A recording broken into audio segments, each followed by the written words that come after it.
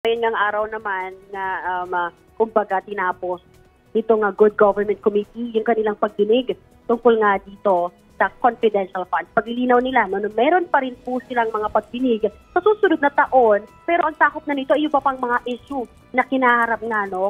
Particular na sa DepEd, kung nabalitaan nyo nga, naungkat na rin before, yung DepEd Computerization Program. So, kumbaga yung confidential expenses lang muna, yung isasantabi nga nila at pagpapatuloy na nga nila sa susunod na taon yung iba pa. Kamili na rin, no? Narinig natin yung mga year-end report, kumbaga nung bawat miyembro ng committee, at sinabi nga nila nakisaan talaga na maraming irregularidad at kung mapatunayan may misuse o misappropriations ka ng confidential funds, maaari na umabot yan sa graft and corruption. Yung i-rekomendasyon na reklamo laban nga sa BT at mga opisyal na tangkot sa paggasta nito, at kung 612 million pesos nga yung pinag-uusapan, malinaw daw na papatak din ito sa plunder. Bukod nga dyan, may nabanggit pang iba na posibleng nga na makaharap na violations nga nitong VP Sara, pati yung iba man yung staff, yung bribery at ito nga pati yung falsification of documents at technical malversation. Lumabas din nga na 677, no, kung maalala ninyo,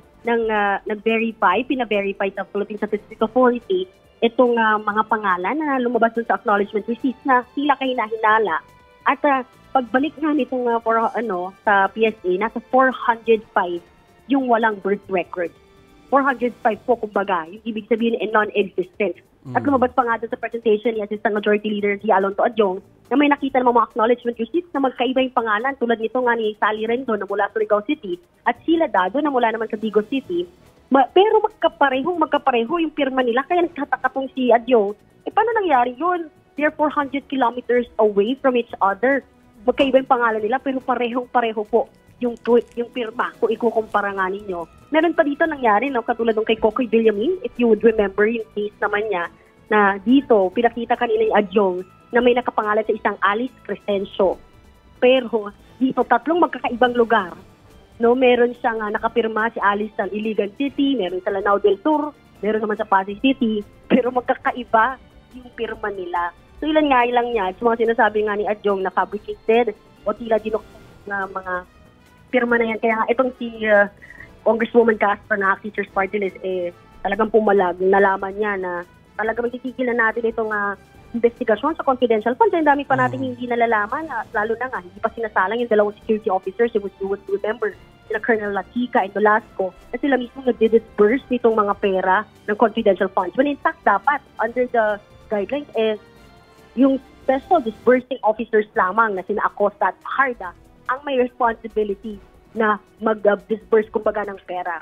So yun, nagtataka siya, pero sinabi na nga ni Shua na meron ng mga kasama yung impeachment complaints and isalang na yun sa Committee on Justice, and the AFP itself magsasagawa ng sarili nilang investigation. So ipauubayan na lang din nila sa mga investigating bodies ng government yung pagtingin nga, pagsuli at pag-imbestiga dito sa mga paglabag ni Vice President Sara Duterte at kanyang mga officials. Balik tayo.